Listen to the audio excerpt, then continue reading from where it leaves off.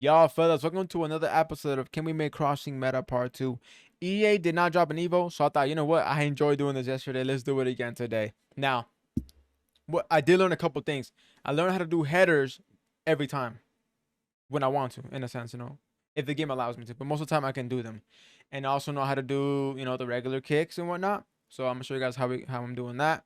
And then the crossing is very situational, man. He's not gonna get the ball and wing cross the ball, and it's always right. You gotta sometimes know when not to, what's the proper space. Sometimes it's like that. So we're gonna get into that today, and the tactics are pretty much the same thing, guys. The only thing I changed is it may be too much for you guys, so you can keep it on fullback. If you're okay with pressing, you might not even need false back, but I press better with false back on balance, guys. I just do. I press so much better because they're always in a situation where I can just bring them up a little bit closer, not grab them from all the way back, run them all the way up to the. I just can't. So I think false back and balance is the way, man. I keep going in and out of it, but I feel like this is where I'm at. This is my life, bro. False back. All right. So yeah, same thing, guys. Pretty much just fall back on balance, and I use them to press. Use the fullbacks to press, and then hold our RB. That's what I do. Okay, let's go into the highlights, guys. I did try aerial plus today. It wasn't bad. I still think height is the main thing, but if you get aerial plus the highest, tallest player you can find, you're absolutely cooking. So yeah, let's get into the highlights. Yeah, boys, let's go through these highlights, man. This first play was actually disgusting. Now, hey, I didn't really think this would work, to be honest. But yeah, that first time cross, like what? Now, I don't even think the ball even touched the air. Can I go back on that? Hold up. I don't even think the ball touched the air. I mean, the ground for a good 3-2 passes. Let me hold up. 1, 2, 3, 4. 4 passes. The ball didn't even touch the ground. And I even switched with it. Yeah, guys, that was crazy. So anyway, here, which is I didn't even know how to do an actual header yet in these highlights. But I figured out based on looking at my clips, because when I did score a header, I'm like, what did I do, man? I didn't even get the header. And I noticed that most of them I was holding sprint and then press B. And that's what pretty much grants you a header more consistently. So if you want to score headers, hold sprint and then press B.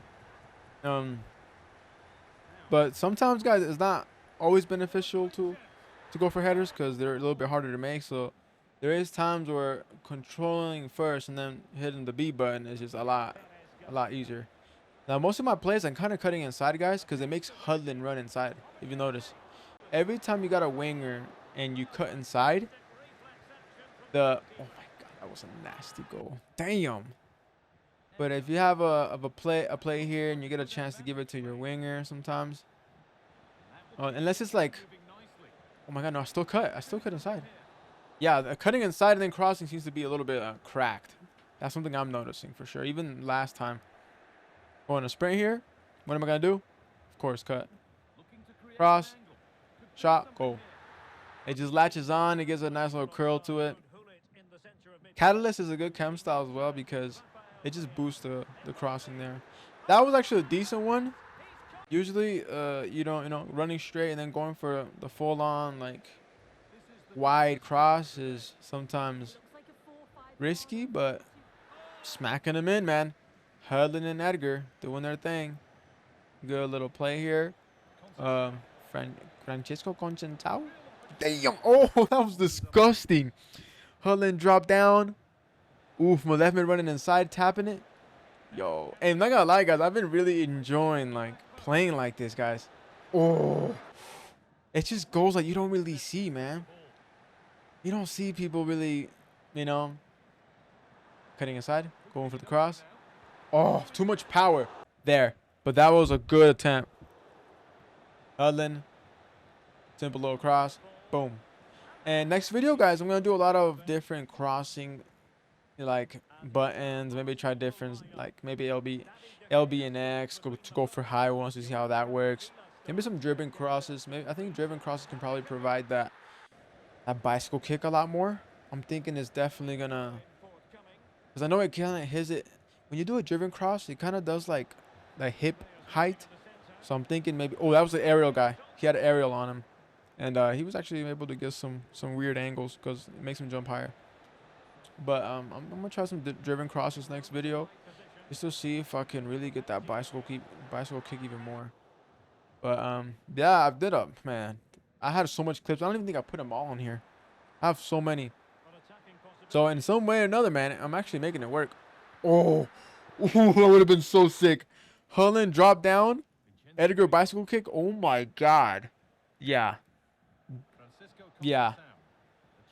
Oof, the falls back being close, you can do those plays. Oh. Oh, that for some. Oh my god. Hold up. Sorry, I have to go back to this. Hold up. So we're right here, right? With my pass it down on my falls back. See you down there. Hit that cross. The way Hudlin jumps. Oh, fire. But okay, guys. Hopefully you enjoyed today's video. I know it's more of little talk through, just so I can show you guys the highlights more than just yap around. But if you do want me to make a more specific video on, highlight by highlight, I can definitely do that. But if you enjoy this kind of just run through, let me know. But okay, guys, hope you enjoyed this video, and catch you later. Peace.